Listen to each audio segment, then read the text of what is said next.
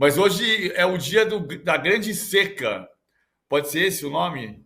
Desde que começou a ter clássico lá e cá em São Paulo, começou em 2009, né? Quando o São Paulo disse que o estádio não ia mais ser dividido do Morumbi meio a meio, mas na época o Corinthians jogava no Pacaembu, mas ali passou a ter Parque Antártica, Pacaembu, Morumbi, Vila Belmiro, depois a inauguração do Allianz Parque, na Neoquímica Arena, e desde então o Santos já ganhou no Allianz, o Santos já ganhou no Morumbi, o Santos já ganhou na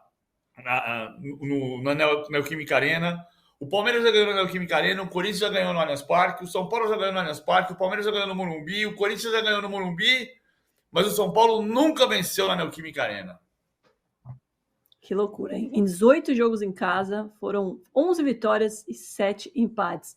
Samir Carvalho também está aqui com a gente para responder essa pergunta difícil. Começo com você, Éder. Por que é tão difícil para o São Paulo ganhar na Arena do Corinthians? Eu acho que um pouco a gente já responde com o próprio pesquisão do UOL, né, Domi? Que os próprios jogadores elegeram aí a Arena, a Neoquímica Arena, como o estádio mais difícil de se jogar. Eu acho que é muito difícil jogar na Neoquímica Arena para qualquer time. Para o São Paulo, é difícil explicar um tabu que perdura já há tantos anos, né? O próprio Carpini falou na última coletiva que esse tabu não é nosso, né? Não foi esse grupo, esse elenco que jogou todos esses jogos lá, então essa responsabilidade não é nossa. Tentando tirar um pouco da pressão, que é um pouco do que o Carpini está trabalhando nos bastidores, que é tirar essa pressão desse grupo, de ter que quebrar esse tabu para tentar focar em enfrentar o Corinthians, porque dentro de campo é um clube que está talvez um momento melhor do que o Corinthians e pode quebrar esse tabu, mas se você jogar essa pressão em cima, pode ser que tenha um outro desdobramento, né? Uma pressão que, clássico, a gente já sabe que as coisas ficam um pouco mais iguais, se você joga uma pressão dessa chamando para o time, acho que é ainda pior, né, pro lado do São Paulo. Mas o São Paulo, no último ano, já mostrou como é um time diferente fora de casa, né? O São Paulo do Dorival ganhou um jogo no Brasileirão fora de casa, então já é difícil para o São Paulo jogar fora de casa nos últimos tempos. E jogar um clássico contra um rival num estádio tão hostil quanto a gente pôde perceber pela pesquisão do UOL, de fato vai ser complicado. Mas eu acho que talvez essa seja uma das melhores oportunidades do São Paulo de quebrar esse tabu. Eu vejo em campo um São Paulo muito mais organizado do que o Corinthians, ainda que não seja o São Paulo do Dorival, o São Paulo do Carpini, mas eu vejo um São Paulo mais organizado. E agora vai ser o segundo jogo do Carpini com força máxima, né? O Carpini estreia contra o Santo André com força máxima, o São Paulo faz um bom jogo, é fato, tem que dizer que o Santo André é um time muito mais frágil, e depois 2 empates, mas aí alternando o time, alternando formação e tudo mais, e agora o time foi preparado, essa rotação de elenco, esse controle de carga que o São Paulo fez durante toda a pré-temporada, foi pensando no clássico contra o Corinthians e na Supercopa, né? Já tinha que estar pronto para o clássico contra o Corinthians e agora também no fim de semana a Supercopa. Então acho que agora é que de fato começa o ano do Carpini. Ele vai começar a ser cobrado pelo que ele fizer a partir de agora. O Domi, deixa eu Boa, fazer uma Samir. pergunta. Só jogar uma pergunta para o Samir, porque assim, o que o Éder falou é uma explicação muito boa, no sentido de Itaquera é o estádio mais difícil de se jogar pela pesquisão do UOL. Mas, talvez o Samir possa explicar, do ponto de vista do Corinthians, por que o Corinthians não perde do São Paulo, mas nos mesmos 18 jogos contra o Palmeiras ganhou 6. O Palmeiras ganhou 1/3 dos clássicos. São 18 contra o São Paulo e 18 contra o Palmeiras. O Corinthians não perdeu nenhuma para o São Paulo e perdeu 1/3 para o Palmeiras.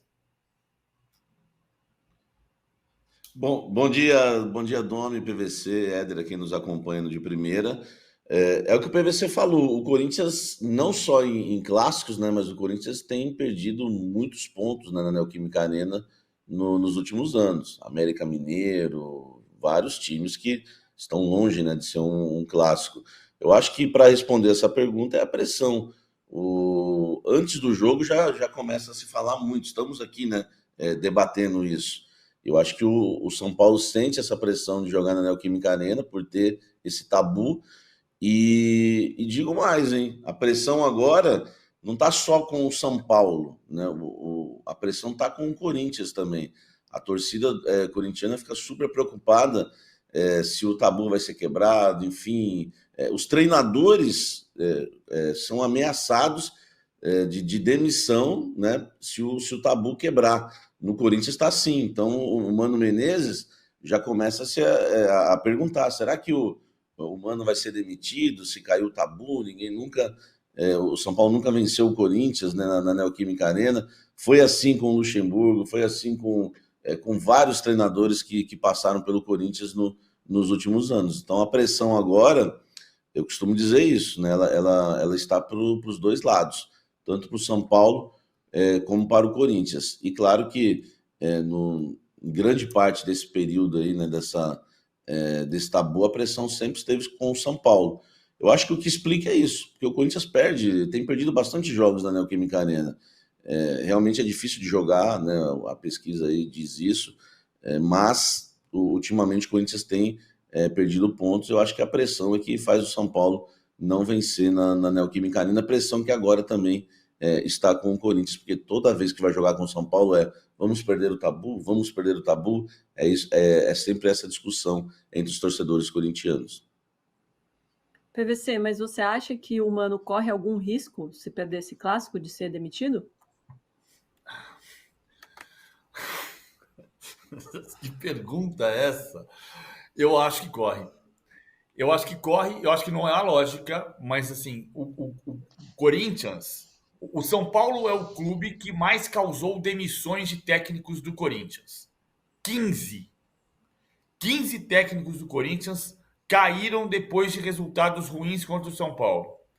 E o Corinthians é o clube que mais causou demissões de técnicos do São Paulo. 5. Olha a diferença.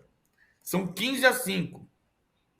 Não dá para botar no Mano Menezes. Assim, acho que o Mano cometeu erros na comunicação no caso de Cuiabá e o Mano cometeu erro maior na comunicação no caso do Yuri Alberto. Mas não dá para você jogar a responsabilidade no Mano Menezes, porque estamos falando de um novo presidente que prometeu 14 reforços e tem 4 contratados. Olha a diferença das palavras. Um contratado não é necessariamente um reforço. O único reforço do Corinthians, por enquanto, é o Félix Torres. Só que o Félix Torres reforça um setor que perdeu o Lucas Veríssimo. Então ele só igualou. Então não dá para jogar no Mano Menezes a responsabilidade pelo momento do Corinthians. Mas o futebol joga. Então eu não duvido. Eu acho que não, Domi. Eu acho que se o São Paulo quebrar o tabu, o Mano não cai. Eu acho. Mas certeza só amanhã no fim do dia. Já deixo aqui o agradecimento para quem está mandando mensagem aqui para a gente. Matheus Carvalho foi o primeiro de primeira de hoje. Wilson Yamauchi, Lois Bernardes, muito obrigado. E tem uma pergunta aqui, que muita gente está fazendo, Samir, como o Bruno Bonetti. E aí, o Garro estreia hoje? Por que a pergunta mais difícil vem para mim, né? Essa é a pergunta que todo mundo precisa, né, de uma resposta. Eu tenho uma resposta que veio dentro da concentração do Corinthians, Samir. A resposta não vai solucionar a sua dúvida, mas a resposta é maravilhosa. A resposta é assim: ele está concentrado. Um dia a liberação sai. Ai, meu Deus. É por isso que não dá para falar em demissão de Mano Menezes. Eu acho que, assim, eu chego a ficar indignado, porque primeiro que o Mano preparou esse time na pré-temporada com o Garro e com o Lucas Veríssimo.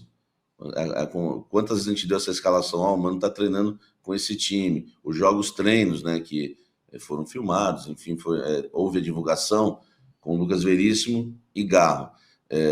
Depois o Mano não conta com 2 jogadores importantíssimos, né? Porque me falaram que o Garro foi muito bem nos treinamentos. É claro que me falaram também que ainda precisa de um jogador ali do lado do Garro para potencializar o argentino, para que ele, né, venha desempenhar também um futebol bem melhor. E na zaga, a gente viu que o Félix Torres está jogando. Se tivesse Félix Torres e Lucas Veríssimo, seria uma das melhores zagas do futebol brasileiro, mas sem dúvida alguma, uma das melhores, né? Não poderia afirmar que seria a melhor.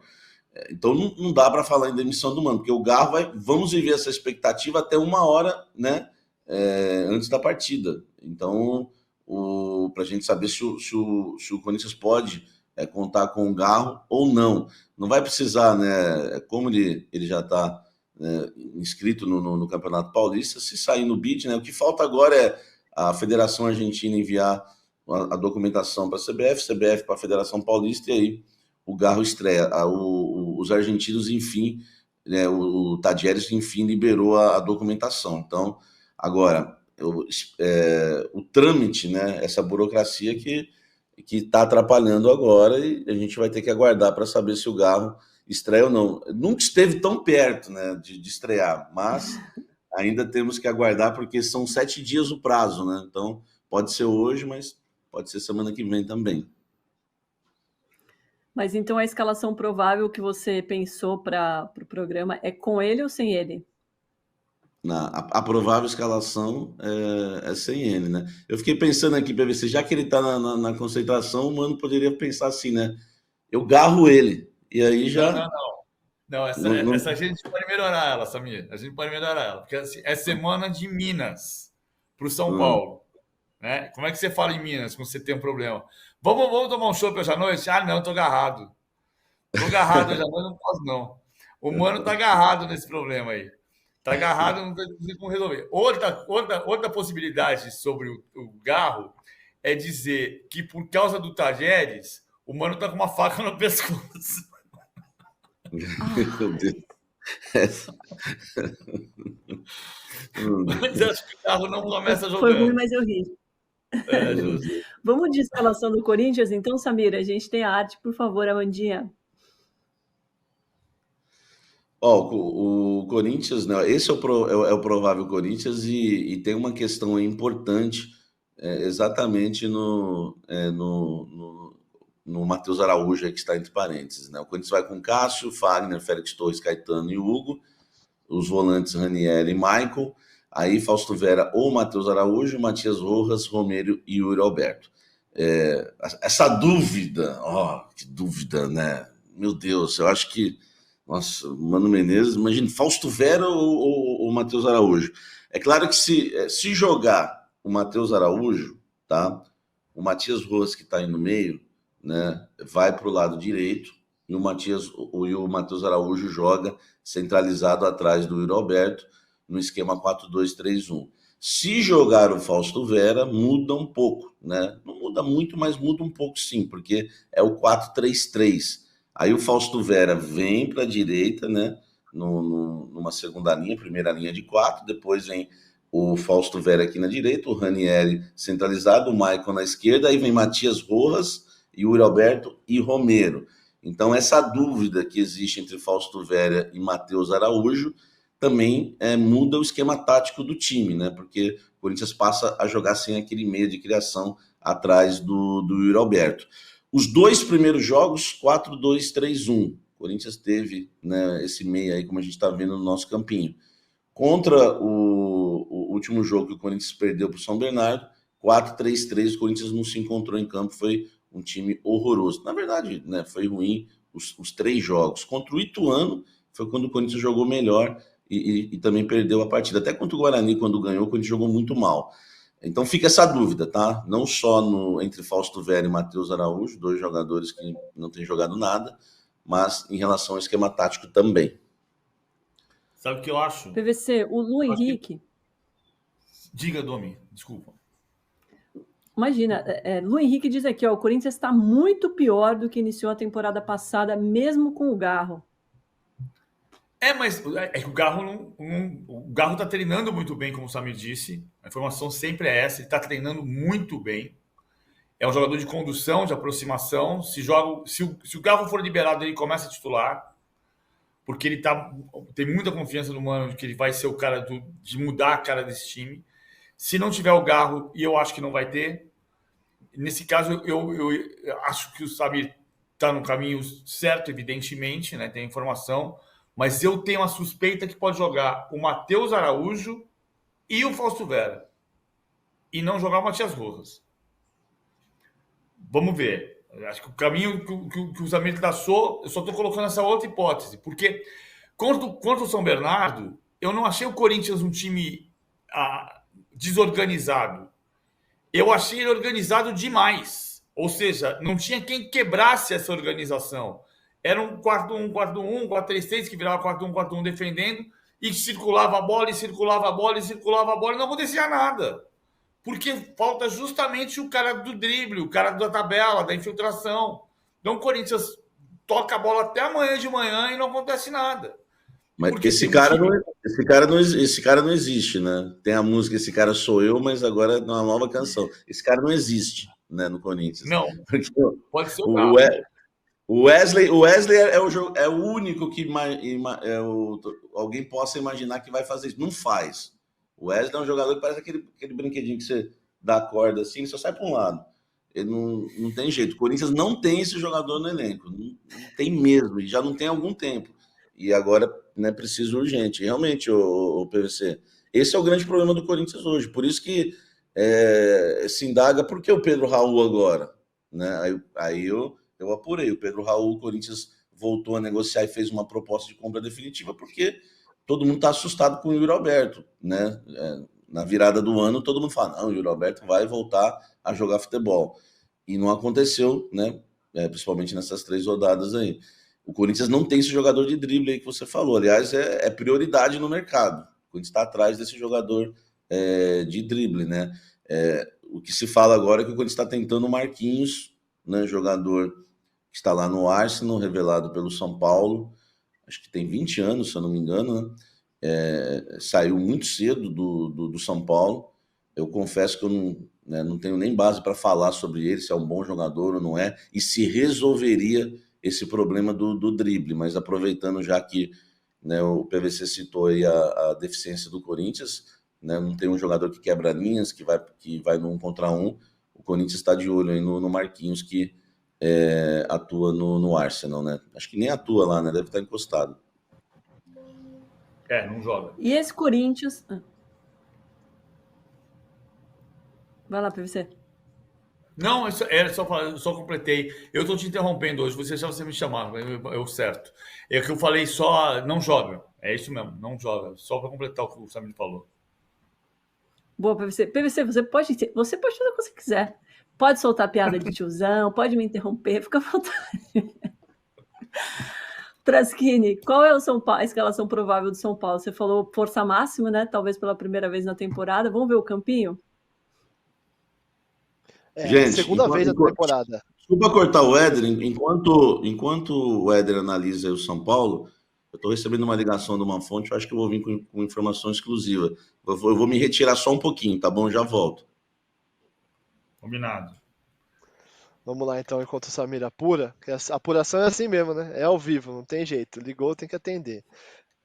Eu acho que é a segunda vez, Domi, que o São Paulo vai com força máxima. A estreia teve força máxima, né? Com o Lucas, com o Luciano, com o Caleri, e aí depois teve essa rodagem aí de elenco para tentar não perder ninguém, né? O Carpini falou já sobre isso, que até o jogo contra o segundo jogo da temporada, contra o Mirassol, ele fez um esquema diferente porque ele não podia colocar o Igor Vinícius para não perdê-lo, e acabou colocando ele contra a Portuguesa e perdeu o jogador.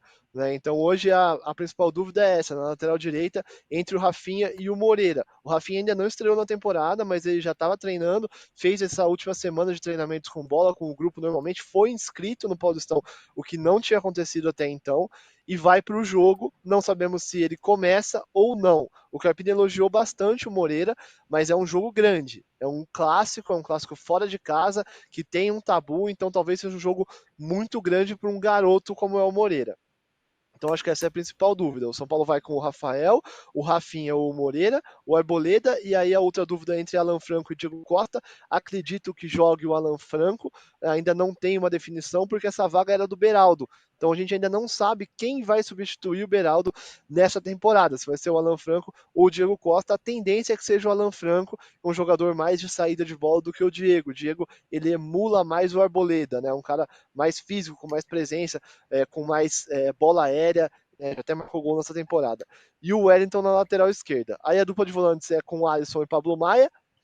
Aí a gente deve ter o Lucas na esquerda, o Luciano pelo centro como um segundo atacante, como ele gosta de jogar, e o Rato na direita. E o Caleri lá no comando de ataque. Essa dupla de ataque que a gente está mostrando na tela com o Luciano e Caleri deve acontecer bastante durante o jogo com as aproximações do Luciano. Mas no papel, de fato, o Luciano fica um pouco atrás, quase num 4-2-3-1, com o Lucas pela esquerda, Rato pela direita e o Luciano um pouco mais centralizado, com um pouco mais de responsabilidade ali para voltar e buscar o jogo. E aí o Caleri como esse ponta de lança lá na frente mesmo. Uma opção que a gente tem, até o Samir estava falando dessa carência do Corinthians de jogadores de drible, desses pontos que quebram linhas, o São Paulo para esse ano tem até em abundância, né? O Dorival queria esse jogador e aí ele buscou o Eric lá no Ceará, que é esse cara que quebra linhas, ele estreou pelo São Paulo e foi bem nos minutos que teve.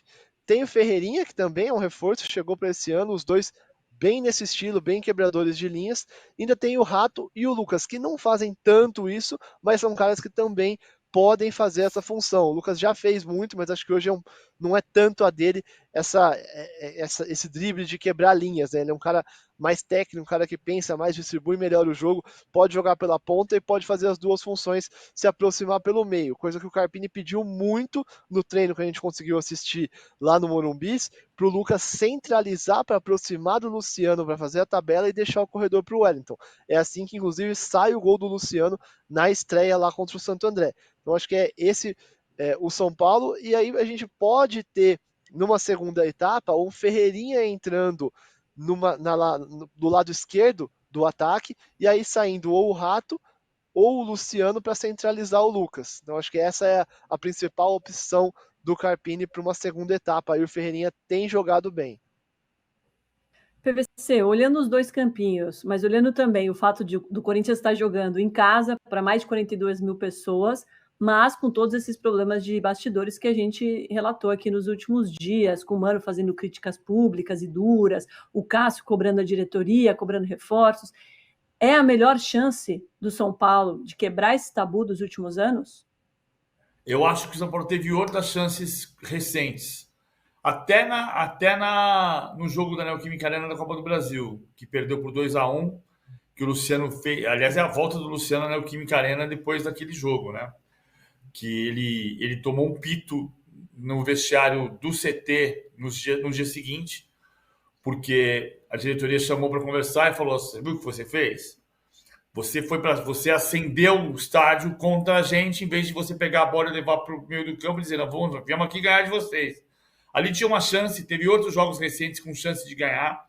No ano passado teve momentos de clareza, nos 2 últimos anos teve momentos de clareza de que o São Paulo estava melhor do que o Corinthians e não conseguiu vencer. E a escalação, a possibilidade desse 4-1-4-1 que o Samir nos trouxe, dá noção e reforça um mantra do Mano Menezes, que é o seguinte, ele sempre diz isso: antes de começar a ganhar, tem que parar de perder.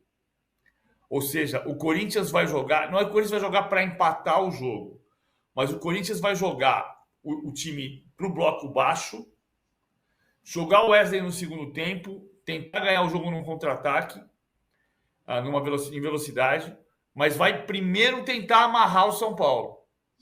E pode conseguir amarrar o São Paulo. Então, assim, eu acho que o São Paulo tem tido chances concretas, pelo menos 3 ou... Essa aqui é a terceira ou quarta chance concreta que antes da partida você olha e fala: é hoje que vai quebrar o tabu. Mas eu não tenho certeza que cai, não. O meu palpite é empate. Toca a sirene aí. Aê!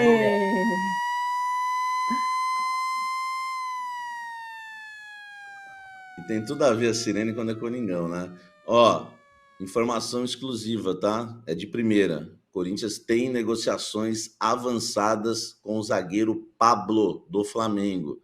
Mas é um trabalho já do Fabinho Soldado, né? Que é o novo executivo do Corinthians, que tinha né, uma ótima relação no Flamengo, né? Estava trabalhando lá até poucos dias. Essa informação me chegou agora, quentinha, tá? De primeira mesmo. Corinthians que precisava de um zagueiro no elenco, depois da saída do Lucas Veríssimo. O Gustavo ainda não tem condição de jogo. O Gustavo Henrique também, né, tenta aí entrar em ritmo de jogo, fazer um fortalecimento, enfim, tudo que a gente já sabe. O Corinthians tem dificuldades na zaga, tanto que nos últimos 2 jogos, o Ranieri foi o zagueiro do Corinthians durante o jogo, né, por grande parte do jogo. Então o Corinthians negocia, tá? Informação exclusiva, o Corinthians negocia com o zagueiro Pablo e tem tudo para fechar, tá? Tem tudo para fechar, né? Pela ótima relação que o Fabinho tem com o Flamengo, pela identificação já que o Pablo tem com o Corinthians, foi campeão paulista, campeão brasileiro no Corinthians em 2017. Claro que, né, que a gente vai analisar aí se é um bom reforço ou não, mas a informação é essa, tá? A negociação de Fabinho Soldado, Corinthians avançou e avançou bastante, tá? Com grande expectativa de fechar com o zagueiro Pablo do Flamengo. Boa, Samir, obrigada pela informação aqui de primeira. PVC é um bom reforço? O Pablo não conseguiu jogar bem depois de 2017. Em 2017 a gente falava assim, o maior zagueiro para a seleção brasileira, zagueiro para o futebol europeu. Ele nunca mais jogou no mesmo nível, mas acho que é um bom reforço. O Corinthians precisa resolver o ataque. E de todos os reforços que o Corinthians tentou tirar do Flamengo, só tirou o Fabinho Soldado por enquanto, né? Mateuzinho, Thiago Maia, Gabigol, agora o Pablo. O único que veio de verdade foi o Fabinho Soldado até agora, que é quem pode fazer o Pablo sair do Flamengo e vir para o Corinthians. Ainda está atravancada a negociação do Léo Ortiz.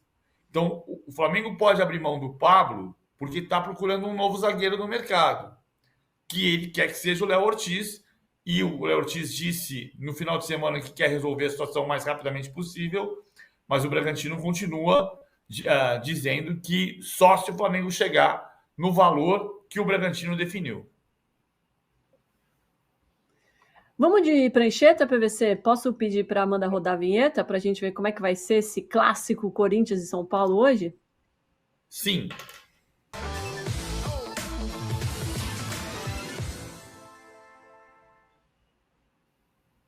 O Corinthians é o azul, o São Paulo é o vermelho. Então, olha aqui. O São Paulo vai jogar de camisa tricolor hoje, né? A camisa vermelha, branca e preta. Eu imagino o Corinthians aqui. Bloco baixo era o que eu estava falando aqui agora.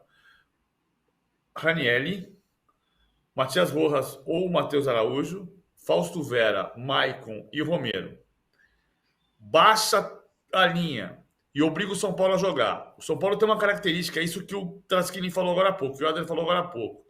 Ele puxa o Lucas para dentro. O Lucas sai da esquerda, então você faz Wellington Rato, Luciano aproximando, Lucas pela esquerda. Mas quando tem a bola, o Lucas vem para dentro e o Wellington faz a ultrapassagem aqui.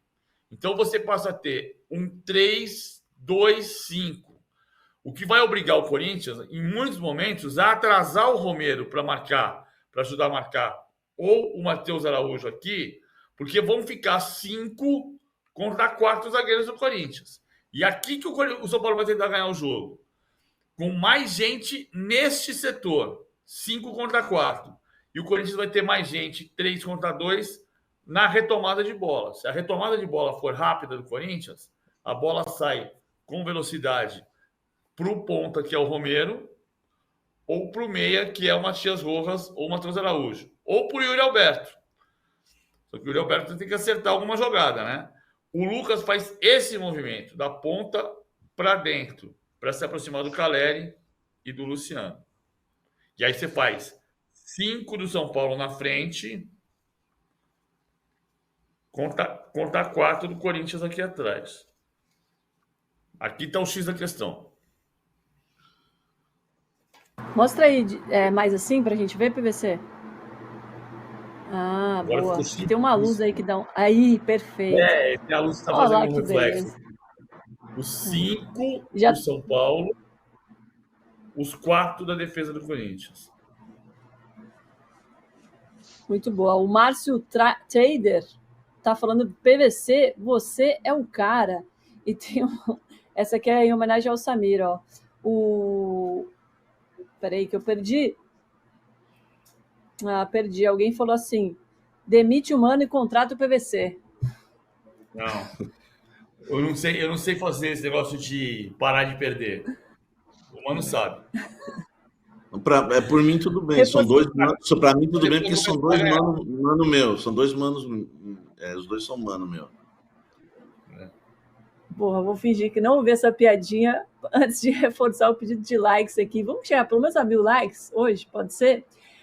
O São Paulo ainda tem o clássico contra o Palmeiras no domingo pela Supercopa. PVC, o que é mais importante? Vencer a Supercopa contra o Palmeiras ou quebrar esse tabu na casa do Corinthians?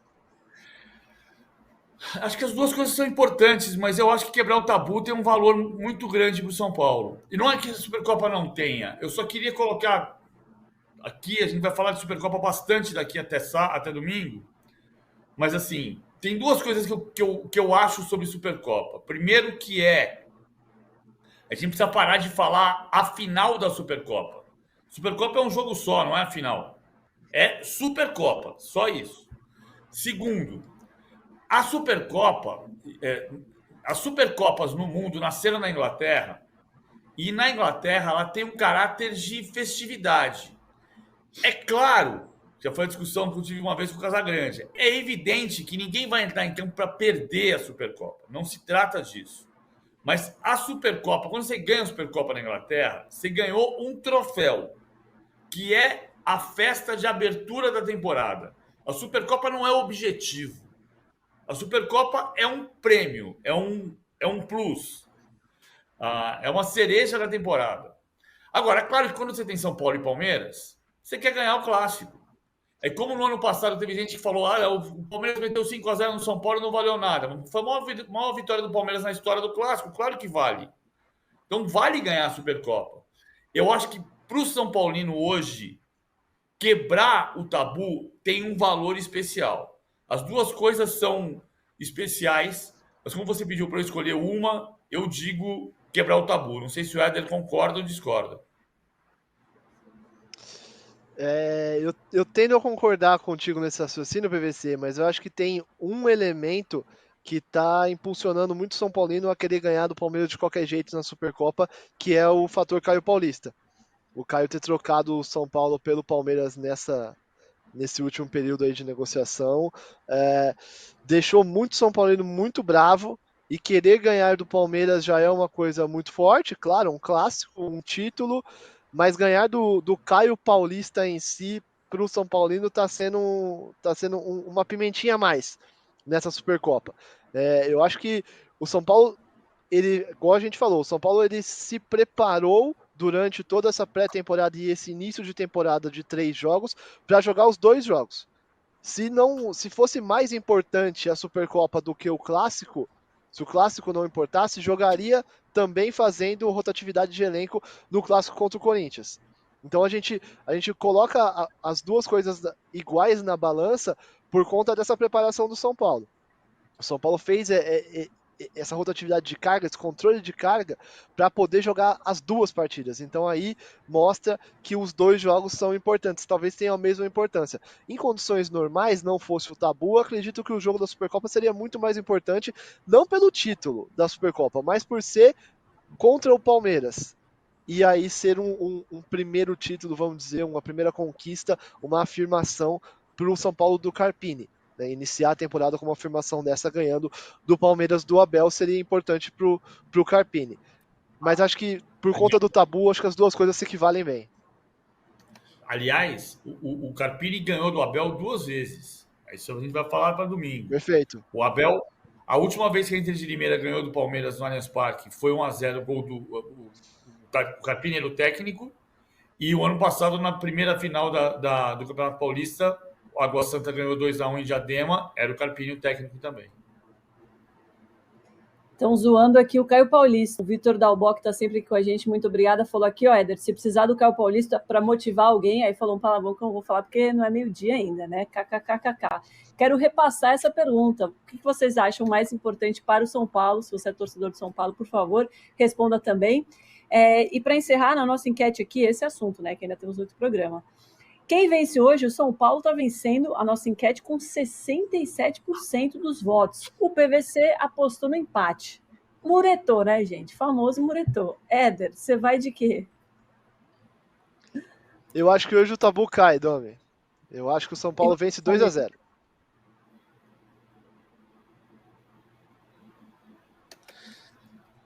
Olha, em relação ao Tabu, nunca esteve Ih, tão perto. gaguejou. Nunca esteve tão perto de cair. Eu acredito que é difícil falar que o São Paulo é favorito na Neoquímica Arena, ainda mais com o tabu que existe. Mas nunca esteve tão perto de cair esse tabu, porque esse time do Corinthians realmente é um time hoje, essa escalação, tá? Não sei se eu estiver sendo muito radical, vocês me avisam, tá bom? Esse time aí é um time que luta para não cair no Brasileiro. Essa escalação Campinho, né, do nosso amigo André Lucena, que a gente colocou do Corinthians aqui, essa escalação aí, tô falando sem o Garro, sem outros reforços que podem chegar. Essa escalação é de um time que briga para não ser rebaixado no Campeonato Brasileiro. E a gente não sabe nem se classifica no Campeonato Paulista, tá? Então, acho que nunca o São Paulo esteve tão perto, né, de quebrar esse tabu como hoje. Olha que o Corinthians vive momentos difíceis, o PVC fala aqui já há muito tempo, o Corinthians precisa de um título, o Corinthians está mal há muito tempo, mas essa escalação, meu Deus, ninguém joga bem. Nesse time aí, tem o Ranieri, tem 3 jogadores só, né, que você pode destacar e falar, ó, esses são bons. O Cássio, o Félix Torres e o Ranieri. O restante não está jogando nada ou não joga nada. Então esse time do Corinthians ele é horroroso. São jogadores realmente que não tem condição hoje de você falar, poxa, o Corinthians vai brigar por algo numa temporada. Não vai. Com essa escalação aí não vai. Tá faltando muito reforço aí. Então acho que o São Paulo tem grandes chances hoje de quebrar esse tabu. E aí, PVC, você concorda? Foi muito duro ou não? O PVC é bonzinho. Certeza que ele vai... o Charlie foi muito duro. O PVC ele é um anjo. Não, eu acho que o Corinthians precisa. Se o Corinthians não se reforçar, ele vai brigar na parte de baixo da tabela de novo. Não tem a menor dúvida disso. Eu ia dizer só que quando o São Paulo teve mais perto de quebrar o tabu, foi no 1-1 do gol do Adson. Quer dizer, aí eu estou falando matematicamente, Domi. 22 de maio de 22, eu estou lendo aqui. O Corinthians fez 1-0, o São Paulo fez 1-0 com o Caleri e o Adson foi empatar o jogo aos 34 do segundo tempo. Então, do ponto de vista de concretamente, faltavam 11 minutos para o São Paulo quebrar o tabu. Foi o que ele ficou mais perto de quebrar o tabu. Eu acho que teve momentos da gente olhar para o São Paulo pré-jogo, pré-clássico em Itaquera e dizer, é hoje que vai quebrar o tabu. Acho que é a 4ª vez que a gente está olhando para esse cenário e não consegue quebrar. Agora, eu acho que, de fato, o que eu estou enxergando do Corinthians como chance de não quebrar o tabu não é ganhar o jogo. Não acho que o Corinthians ganha o jogo. Eu acho que o Corinthians vai brigar para tirar espaço do São Paulo e a chance do empate, por ser um jogo muito ranheta, é que vai ter chance de empatar o jogo. Na minha visão. O jogo pode contar outra história, né? É o que veremos. O clássico tem aquela motivação extra também, né? Então, quem sabe o Corinthians entra um pouco mais animado. Vontade não falta no time, né? Não dá pra gente falar isso. Realmente é um time que falta qualidade técnica. Do meio para frente, né? O Corinthians realmente tem deficiências realmente terríveis. O Mano sabe disso, por isso está desesperado em relação ao Garro, né? Do Garro jogar ou não.